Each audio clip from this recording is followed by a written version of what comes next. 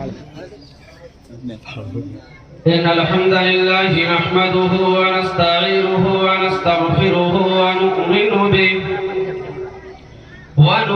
به ونتوكل عليه ونعوذ بالله من شرور أنفسنا ومن سيئات أعمالنا من يهده الله فلا مضل له ومن يضلله فلا هادي له ونشهد أن لا إله إلا الله وحده لا شريك له ونشهد أن سيدنا وحبيبنا ومولانا محمدا عبده ورسوله أما بعد فأعوذ بالله من الشيطان الرجيم بسم الله الرحمن الرحيم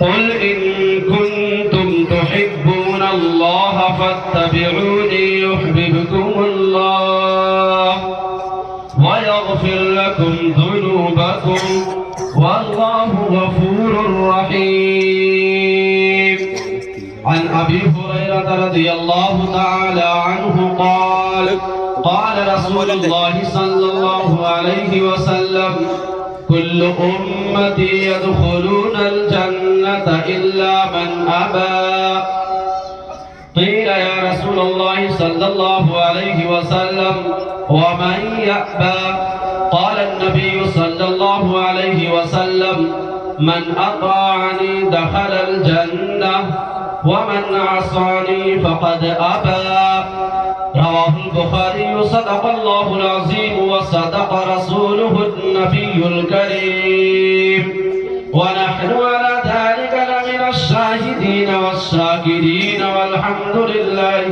رب العالمين. اسٹیج پر تشریف فرما علماء کرام، شورائے عظام، حاضرین جلسہ، پردہ نشین خواتین، میری پیاری ماں اور بہنوں، سب سے پہلے میری طرف سے عقیدت و محبت کا نذرانہ قبول کریں. السلام علیکم ورحمۃ اللہ وبرکاتہ.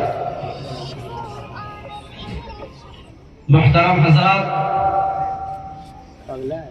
اللہ تبارک و تعالیٰ کا بے بہا اور بہت ہی زیادہ احسان اور کرم ہوا. اللہ تبارک و تعالیٰ نے ہمیں اور آپ کو ایسی مبارک مجلس میں بیٹھنے کی سعادت فرمائی. حضرات، نیما رنگ کے مسلمانوں، ہندوستان کے باشندوں، امت اسلامیہ کی نمائندگی کرنے والے حاضرین اور آقا مدنی جناب محمد رسول اللہ صلی اللہ علیہ وسلم کی امتی، ہمیں اور آپ کو اس بات پر شکریہ ادا کرنا چاہیے کہ اللہ تبارک و تعالی نے ہمیں اور آپ کو اس بابرکت مجلس میں بیٹھنے کی توفیق عطا فرمائی. ورنہ بہت سے لوگ ایسے بھی ہیں جو ان جیسی مجلسوں سے بہت دور رہتے ہیں اور ان کو ایسی مجلسیں پسند ہے جہاں پر رقص و سرور اور ناچ گانے ہوتے ہوں. جیسا کہ ابھی کچھ ہی دن 3 دن قبل آپ نے دیکھا ہوگا کہ 22 فروری کا میلہ جو ہمارے اور آپ کے درمیان سے ایک ایسا سما اور ایک ایسا ماحول بنا ہوا تھا اور ہمارے درمیان سے لوگ ایسے جا رہے تھے جیسے لگ رہا تھا کہ ہاتھ بہت دور میں لوگ خود بھی جا رہے تھے اور اپنے بچوں کو بھی لے کر جا رہے تھے. کاش مسلمان ایسے اپنے بچوں کو امام صاحب کے پاس اور عالم دین کے پاس لے کر جاتے کہ امام صاحب ہم بھی آئے ہیں اور ہم اپنے ساتھ اپنے بچوں کو بھی لے کر آئے ہیں، نماز کا طریقہ سکھا دیا، ہمیں بھی نماز کا طریقہ سکھائے اور ہمارے بچوں کو بھی سکھائے. افسوس کہ بچوں کو ناچ گانے کی محفل میں لے کر جاتے ہیں اور سوچتے ہیں کہ ہمارے بچے فرشتہ صفت انسان بن جائے. یہ ایسا ہو نہیں سکتا. میرے بھائیوں اور بزرگوں، ہمارے اور آپ کی زبان پر ہمیشہ یہ شکایت ہوتی ہے کہ ہم بہت ہی زیادہ رو رو کر دعائیں کرتے ہیں، اور سعودی عرب اور دنیا کے ہر خطے میں مسلمان رو رو کر دعائیں کر رہے ہیں، لیکن ہماری دعائیں قبول نہیں ہوتی. حضرت ابراہیم بن ادھم رحمت اللہ علیہ فرماتے ہیں کہ مسلمانوں، تمہاری دعائیں اللہ تبارک و تعالی کی بارگاہ میں قبول نہیں ہو رہی. اس کی وجہ یہ ہے، 8 چیزیں ہیں اس کی وجہ. سب سے پہلی چیز جو بیان کی انہوں نے وہ یہ تھی کہ مسلمانوں، تم نے اللہ کا کلمہ پڑھا، تم نے لا الہ الا اللہ کا اقرار کیا، تم نے اللہ کا کلمہ پڑھا، لیکن اللہ کی معرفت حاصل نہیں کی. تم نے تو کلمہ پڑھ لیا تھا لا الہ الا اللہ، لیکن اس کلمے کی ذریعے سے، کلمہ پڑھنے کی وجہ سے مسلمانوں پر کیا کیا حکم ہے، کیا کیا احکام لاگو ہو جاتے ہیں، ہم نے وہ نہیں جانا اور نہ ہی اس پر عمل کیا. کلمہ پڑھتے ہی سب سے پہلے ہمارے اوپر، جب ہم بچے ہوتے ہیں، چھوٹے ہوتے ہیں، تو علم دین کا حاصل کرنا فرض ہو جاتا ہے. اور جیسے ہی بچپن کی زندگی گزار کر بلوغت کو پہنچتے ہیں تو پھر نماز فرض کہ اے دنیا کے اندر بسنے والوں انسانوں اور جنوں، تمہاری تخلیق کا مقصد صرف اور صرف میری عبادت ہے. اب عبادت کا مطلب کیا ہے؟ کیا صرف مسجد میں جمعہ یا 5 وقت جا کر سجدے میں سر ٹیک دینا اسی کو عبادت کہتے ہیں؟ نہیں، بلکہ عبادت ہر اس چیز کو کہتے ہیں، ہر اس عمل کو کہتے ہیں جو اللہ تبارک و تعالیٰ کے احکام کے مطابق ہو. یعنی ہمارا قدم اٹھے تو اللہ تبارک و تعالیٰ کے احکام کے مطابق اٹھے، ہمارا قدم اٹھے تو اس میں اللہ کی رضامندی ہو، ہمارا قدم رکے تو اس میں اللہ کی خوشنودی ہو. ہم بولے تو یہ سوچ کر بولے، کہیں ایسا نہ ہو کہ ہمارا پروردگار، ہمارا رب ہم سے ناراض ہو جائے. ہم ہاتھ اٹھائے تو یہ ہاتھ اٹھانے سے پہلے سوچ رہا ہے کہ یہ ہاتھ کہاں اٹھ رہا ہے، کہیں ہمارا اللہ ہم سے ناراض نہ ہو جائے. یعنی زندگی کے ہر لمحے میں ہمیں غور و فکر کے ساتھ اپنی زندگی کو گزارنا ہے. ہر لمحے کو اس طرح گزارنا ہے کہ ہمارا اللہ ہم سے ناراض نہ ہو، ہمارا اللہ ہم سے راضی ہو جائے. کیا ہم نے کبھی ایسا سوچا ہے؟ کیا ہم نے کبھی ایسا تصور کیا ہے، غور و فکر کیا ہے؟ صرف ہم اور آپ نے سمجھ لیا ہے کہ مؤذن صاحب جمعہ کے دن جب پکارے اللہ اکبر اللہ اکبر اللہ اکبر اللہ اکبر، تو سارے کاروبار چھوڑ کر مسجد میں پہنچ جانا ہے. وہی مسلمان جو جمعہ کے دن حاضر ہوتا ہے، پھر 5 وقتہ نماز کے لیے جب مؤذن صاحب پکارتے ہیں تو ان کے کانوں پر جوں تک نہیں دیتے. میرے بھائیوں اور بزرگوں، میں صرف اس بات پر ایک قرآن پاک کی ایک آیت ہے، اور جناب محمد رسول اللہ صلی اللہ علیہ وسلم کے پاس حضرت جبریل علیہ السلام آتے ہیں اور کہتے ہیں یا رسول اللہ صلی اللہ علیہ وسلم، میں جنت اور جہنم کے سیر کر کے آ رہا ہوں. یا رسول اللہ صلی اللہ علیہ وسلم، میں بڑا بے چین ہوں. جب میں نے جہنم میں جہنمیوں کو دیکھا اور ان کے عذاب کو دیکھا تو میں بڑا بے چین ہوں. جناب محمد رسول اللہ صلی اللہ علیہ وسلم پوچھتے ہیں جبریل بتا تو نے کیا دیکھا ہے؟ حضرت جبریل علیہ السلام عرض کرتے ہیں یا رسول اللہ صلی اللہ علیہ وسلم، میں نے ایک جہنم کے ایک وادی دیکھا ہے جس کا نام ویل ہے. جہنم کی ایک وادی جس کا نام ویل ہے. وہ جہنم کی وادی ایسی ہے جس سے جہنم خود پناہ مانگتا ہے، دوزخ خود پناہ مانگتی ہے.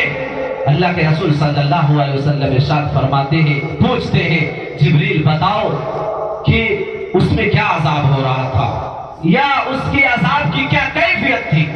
حضرت جبریل علیہ السلام عرض کرتے ہیں یا رسول اللہ صلی اللہ علیہ وسلم، اس ویل نامی جہنم میں جس شخص کو ڈالا جائے گا اور اس کو جو لباس پہنایا جائے گا، یا رسول اللہ صلی اللہ علیہ وسلم، اگر اس جہنمی کے بدن کے کپڑے کا ایک ٹکڑا اس دنیا میں ڈال دیا جائے، پورا کپڑا نہیں بلکہ کپڑے کا ایک ٹکڑا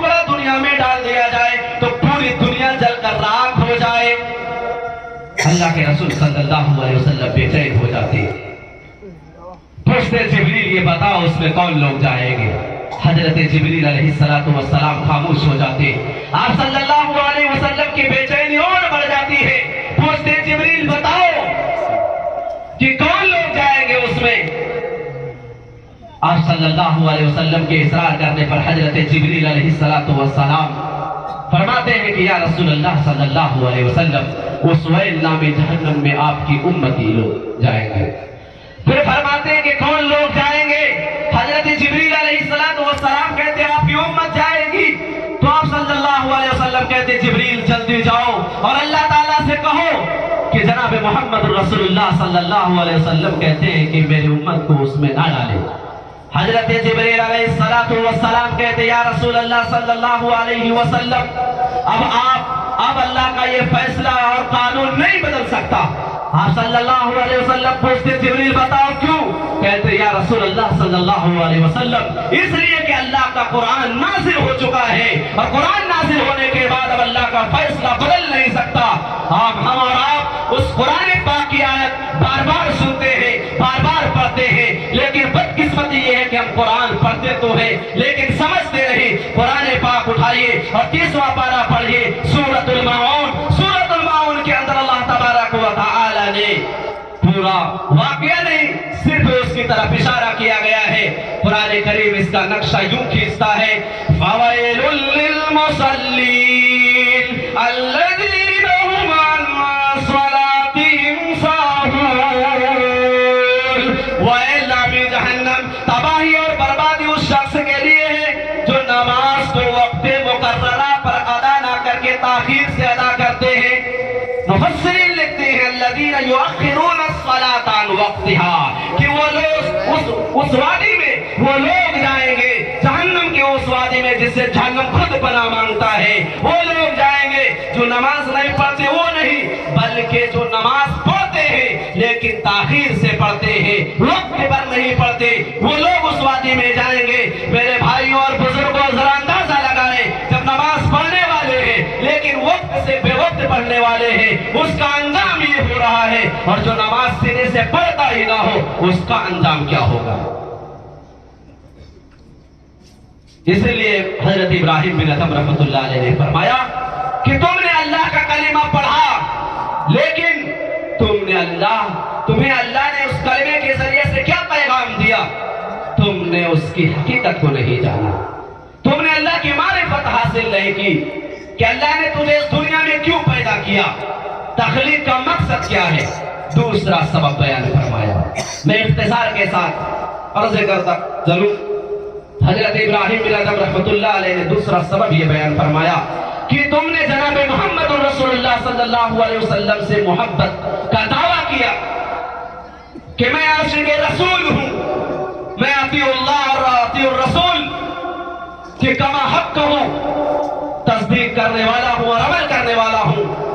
میں نے آپ صلی اللہ علیہ وسلم سے محبت کی ہے، تم لوگوں نے دعویٰ کیا لیکن رسول اللہ صلی اللہ علیہ وسلم کی سنتوں کو پامال کیا ہے، پھر تمہاری دعائیں کیسے قبول ہوگی؟ ہم اور آپ نے اس نبی کو بھلا دیا جس نبی نے ہمیں اس دنیا میں نہیں بھلایا۔ میرے بھائیوں اور بزرگوں، قربان جائیے اس نبی پر، ہزارہ کروڑ درود ہو اس نبی پر جس نے اس دنیا میں بھی ہمیں نہیں بھلایا اور آخرت میں بھی نہیں بھلایا۔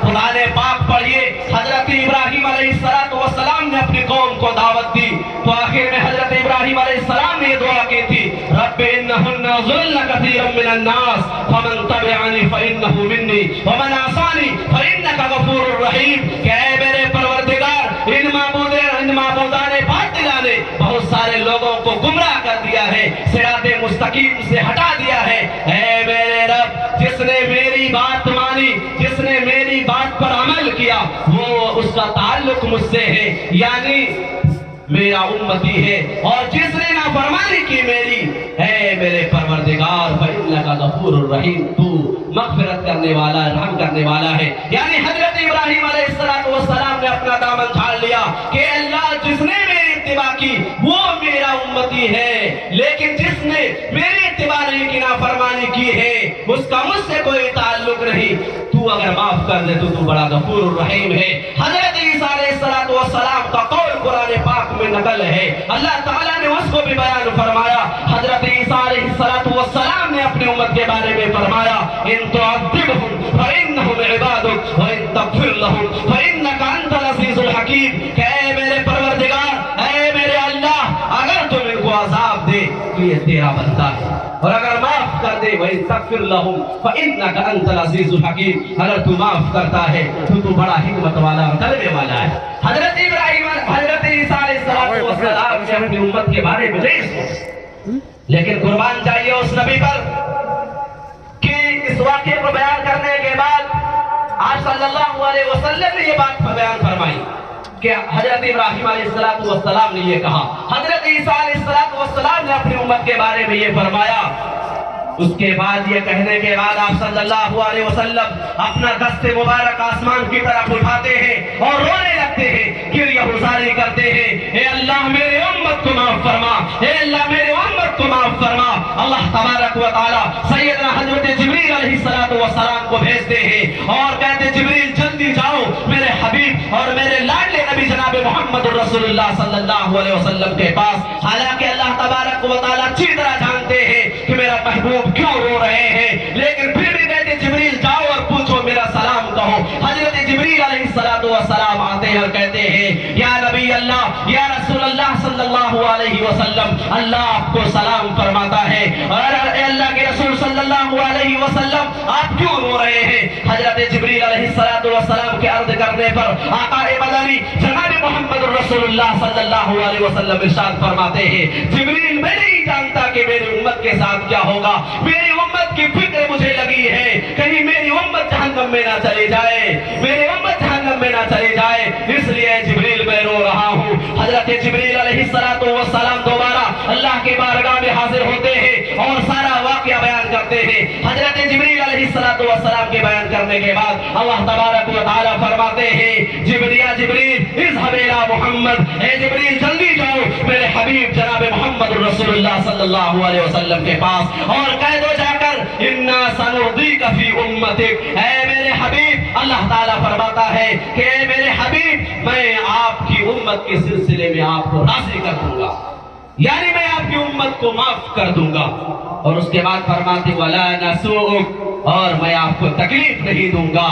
आप सल्लल्लाहु अलैहि वसल्लम अपनी उम्मत से इतना प्यार करते, बेचैन रहते थे, रात रात भर रोया करते थे, करवट बदलते रहते थे कि ना जाने कयामत के दिन मेरे उम्मत के साथ क्या होगा।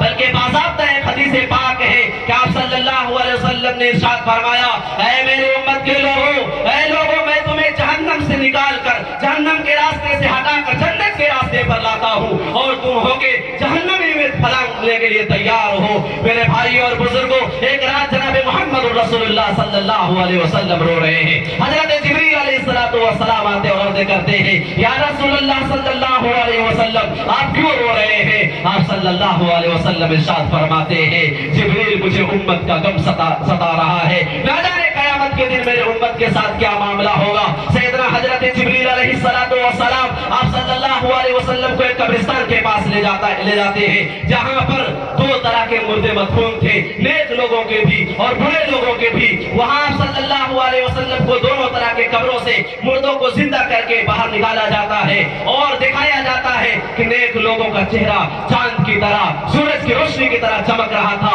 और बुरे लोगों का चेहरा बिल्कुल सियाह कोयला हो चुका था। आप सल्लल्लाहु अलैहि वसल्लम से हजरत जिब्रील अलैहिस्सलाम फरमाते हैं, या रसूल अल्लाह सल्लल्लाहु अलैहि वसल्लम, यही हाल कयामत के दिन होगा। जो लोग भी आपकी तालीमात पर अमल करेंगे उसका चेहरा कल कयामत के दिन इसी तरह चमक रहा होगा, और जो लोग आपकी तालीमात पर अमल नहीं करेंगे उनके साथ यही मामला होगा। कुर्बान जाइए उस नबी पर जो नबी इस दुनिया में भी उम्मत के लिए रो रहे थे। कल कयामत के दिन जब सारे के सारे लोग परेशान होंगे, इधर उधर दौड़ रहे होंगे, कुरान पाक इसका नक्शा बहुत ही खूबसूरत अंदाज में यूं खींचता है, यौम यफिर्रुल मर्उ मिन अखीहि व उम्मिहि व अबीहि व साहिबतिहि व बनीहि लिकुल्लि इम्रिइन मिनहुम यौमइज़िन शानुन युग़नीहि। कि कल कयामत के दिन जब सारे के सारे लोग एक दूसरे से भाग रहे होंगे, बाप अपने बेटे से देखकर भाग रहा होगा, बेटा अपने बाप को देखकर भाग रहा होगा,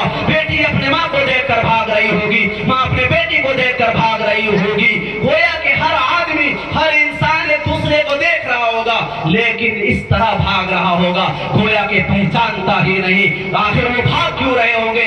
اس لیے بھاگ رہے ہوں گے کہ کل قیامت کے دن کہیں مجھ سے کوئی نیکی نہ مانگ لے.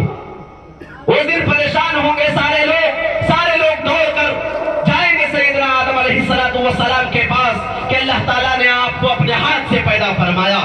اللہ تعالیٰ سے کہے کہ میزان عدل قائم کیا جائے, حساب و کتاب شروع کیا جائے. حضرت آدم علیہ السلام کہیں گے میرے اندر ہمت نہیں, اللہ تبارک و تعالیٰ آج غضب میں ہے, جلال میں ہے, میری ہمت نہیں ہوتی. اللہ تعالیٰ نے مجھے جنت میں رہنے کے لیے ٹھکانہ دیا, مجھ سے غلطی ہو گئی اور مجھے جنت سے نکالا گیا. میری ہمت نہیں ہوتی کہ میں اللہ سے آج بات کروں, جبکہ اللہ غضبناک ہے. تم جاؤ حضرت نوح علیہ السلام کے پاس. لوگ حضرت آدم علیہ السلام کے پاس سے سیدنا حضرت نوح علیہ السلام کے پاس آئیں گے. حضرت نوح علیہ السلام بھی حضرت موسیٰ علیہ السلام کے پاس بھیجیں گے کہ جاؤ حضرت موسیٰ علیہ السلام کے پاس. حضرت موسیٰ علیہ السلام بھی کہیں گے لوگوں آج میری ہمت نہیں بن رہی کہ میں اللہ سے کہوں آج میں ہی بچ جاؤں, میں ہی جہنم سے بچ کر جنت میں چلا جاؤں, یہی میرے لیے کافی ہے. آج میں کسی کا ساتھ نہیں دے سکتا, موسیٰ خود بچ جائے, موسیٰ کی نجات ہو جائے, یہی کافی ہے. جاؤ حضرت عیسیٰ علیہ السلام کے پاس. لوگ حضرت عیسیٰ علیہ السلام کے پاس آئیں گے, سیدنا حضرت عیسیٰ علیہ السلام سے کہیں گے اللہ تبارک و تعالیٰ نے آپ کو کلمہ کن سے پیدا فرمایا ہے. حضرت عیسیٰ علیہ السلام کہیں گے اللہ تبارک و تعالیٰ بہت ہی زیادہ غضبناک ہے, اتنا غضبناک ہے کہ اس سے پہلے اللہ تبارک و تعالیٰ اس طرح کبھی ناراض نہیں ہوا تھا, میں اللہ کے سامنے کچھ نہیں کہہ سکتا. حضرت عیسیٰ علیہ السلام کہیں گے میں اپنی ماں مریم کا بھی سوال نہیں کرتا, اے اللہ مجھے معاف فرما دے, نفسی نفسی, اے اللہ عیسیٰ کو بخش دے, اے اللہ عیسیٰ کو معاف فرما دے. حضرت عیسیٰ علیہ السلام کہیں گے میں کچھ نہیں کر سکتا. جاؤ آقا مدنی جناب محمد رسول اللہ صلی اللہ علیہ وسلم کے پاس جاؤ. ہو سکتے ہیں کہ آقا مدنی جناب محمد رسول اللہ صلی اللہ علیہ وسلم اللہ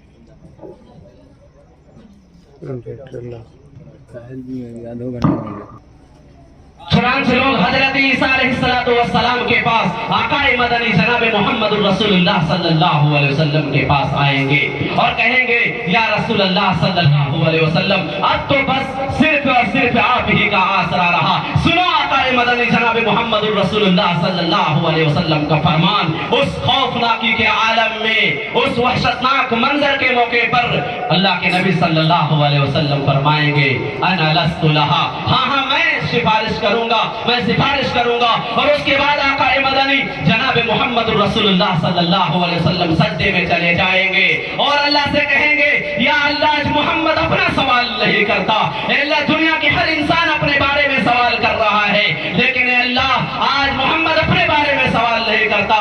اے میرے پروردگار محمد کو بخش یا نہ بخش, لیکن میری امت کو معاف فرما دے. اے اللہ میری امت کو جہنم سے نجات عطا فرما. سجدے میں گر کر اللہ سے معافی مانگ رہے ہوں گے اور اللہ تبارک و تعالیٰ سے اپنی امت کے بارے میں سوال کر رہے ہوں گے اے اللہ میری امت کو معاف فرما. اللہ تبارک و تعالیٰ پھر فرمائیں گے یا محمد ارفع راسک واشفع تشفع, اے میرے لاڈلے نبی, اے میرے حبیب, اے میرے حبیب سر اٹھاؤ. اس خوفناکی کے منظر میں جہاں لوگ سارے کے سارے لوگ اپنے بارے میں فکر کر رہے تھے, نفسی نفسی چیخ رہے تھے, چلا رہے تھے کہ مجھے بچا لے, اس آواز میں ایک آواز آئے گی یا رب امتی امتی, اے میرے پروردگار, اے میرے اللہ میری امت کو معاف فرما. اس نبی کو آج ہم نے بھلا دیا, اس نبی کو آج ہم نے بھلا دیا, اس نبی کی سنت کو پامال کیا. میرے بھائیوں اور بزرگوں بڑے افسوس کے ساتھ کہنا پڑتا ہے حضرت ابراہیم بن ادم رحمت اللہ علیہ نے کہا کہ تمہاری دعائیں کیسے قبول ہوگی, تم نے محبت رسول کا دعویٰ کیا لیکن آقا مدنی جناب محمد رسول اللہ صلی اللہ علیہ وسلم کی سنتوں پر عمل نہ کیا. آج بھی ہمارے درمیان ایسے لوگ موجود ہیں, پوری دنیا میں موجود ہیں کہ جنہوں نے دعویٰ کیا اطیعوا اللہ و اطیعوا الرسول کی صرف زبان سے دعویٰ ہے، لیکن جب سنت پر عمل کرنے کی باری آتی ہے تو سنت پر عمل کرنے سے کوسوں دور ہے۔ اس نبی کی سنت کو پامال کیا اور بڑے اطمینان سے پامال کرتے اور یہ کہتے ہیں کہ کوئی اس کی ضرورت نہیں، اس کے بغیر بھی یہ چیزیں ہو جاتی ہیں۔ ہم اور آپ نے سنا ایسے کہتے ہوئے لوگوں کو بتائیے ٹوپی سر پر رکھنا کیا آقا مدنی جناب محمد رسول اللہ صلی اللہ علیہ وسلم کی سنت ہے یا نہیں؟ ہے یا نہیں؟ جناب محمد رسول اللہ صلی اللہ علیہ وسلم نے پوری زندگی میں کبھی ننگے سر نماز نہیں پڑھا۔ پورے ذخیرے احادیث میں ایسی کوئی روایت نہیں ملتی کہ یہ کوئی ثابت کر سکے کہ آقا مدنی جناب محمد رسول اللہ صلی اللہ علیہ وسلم نے ننگے سر نماز پڑھا ہو، بلکہ پوری دنیا کے لوگوں کو پوری دنیا کی امت کو یہ پیغام دیا۔ یہ روایت نہ ہونا یہ اس بات کی دلیل ہے کہ آپ صلی اللہ علیہ وسلم کو یہ سنت بڑی محبوب تھی۔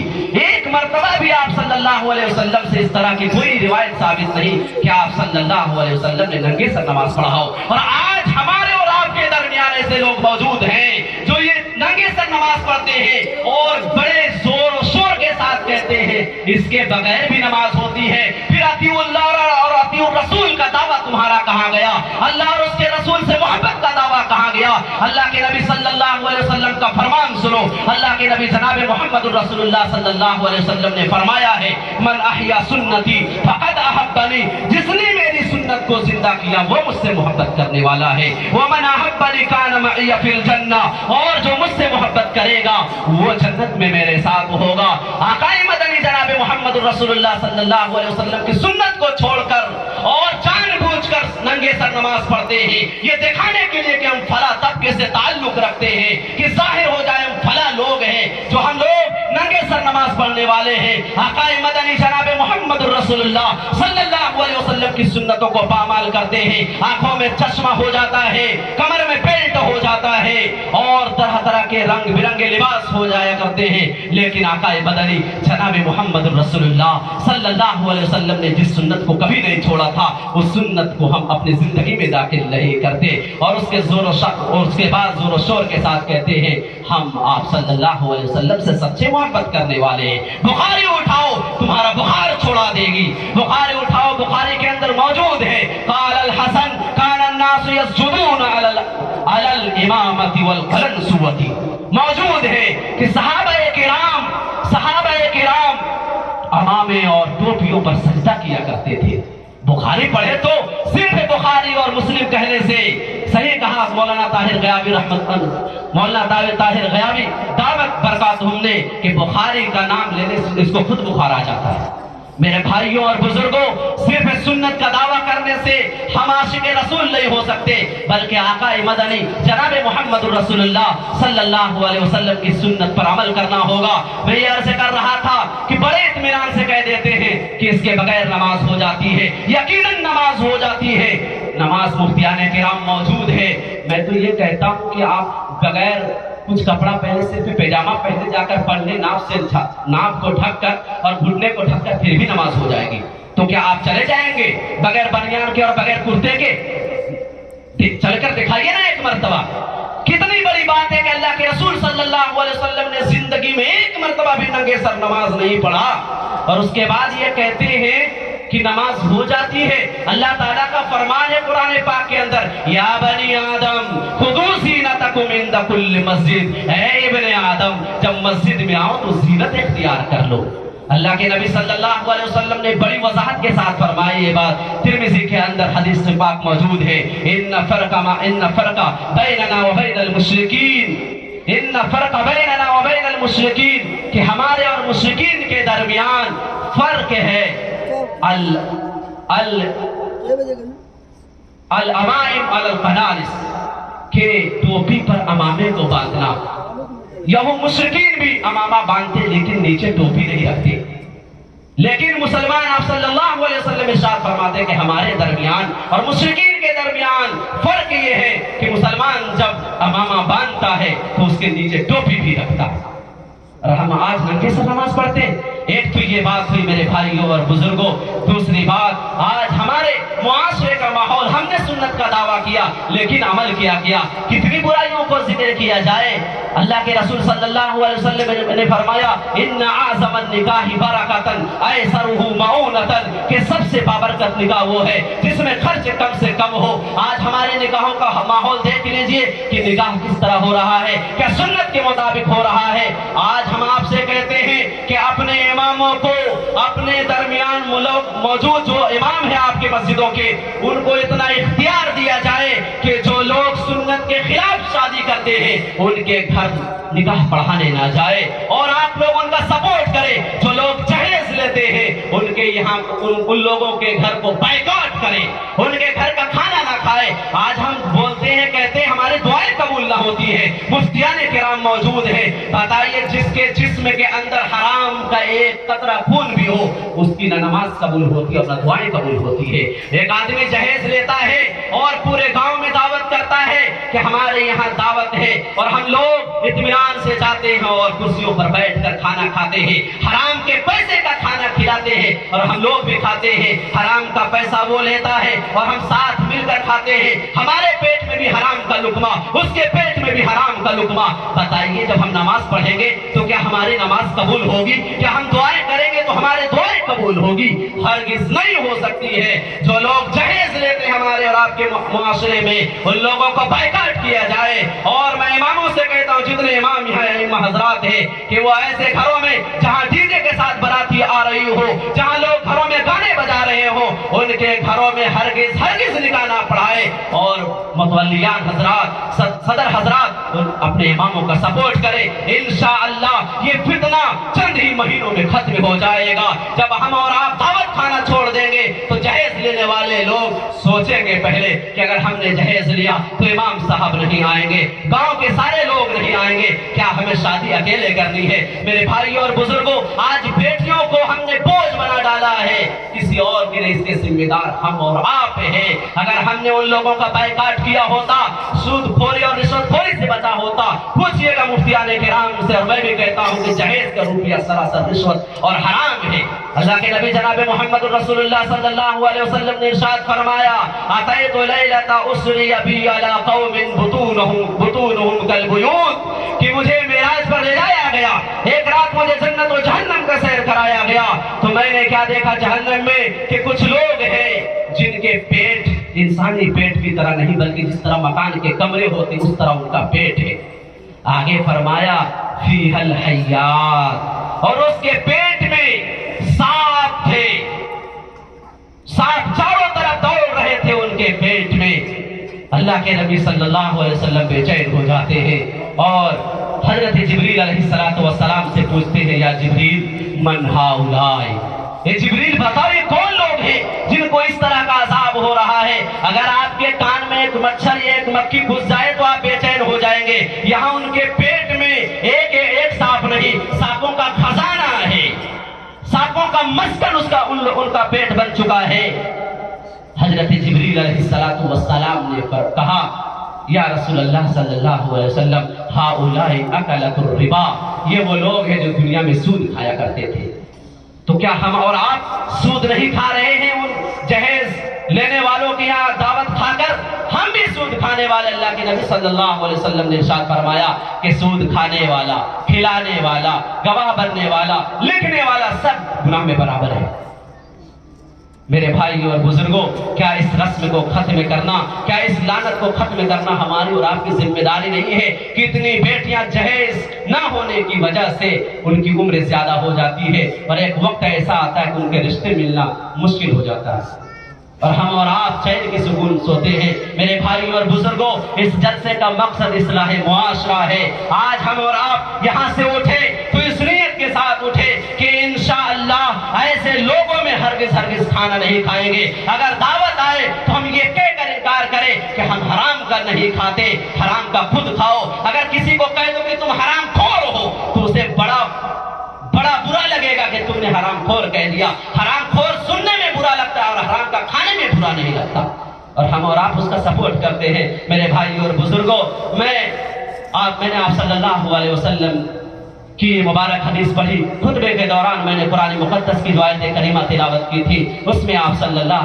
علیہ وسلم سے اللہ تبارک و تعالیٰ نے ارشاد فرمایا کہ اے میرے حبیب، جائیے پوری دنیا میں اعلان کر دیجئے کہ اگر تم مجھ سے محبت کرنا چاہتے ہو تو میری ہر سنت پر عمل کرو، مجھ سے محبت کرو. چنانچہ قرآن کریم اس کا نقشہ یوں کھینچتا ہے، قُلْ إِن كُنتُمْ تُحِبُّونَ اللَّهَ فَاتَّبِعُونِي يُحْبِبْكُمُ اللَّهُ.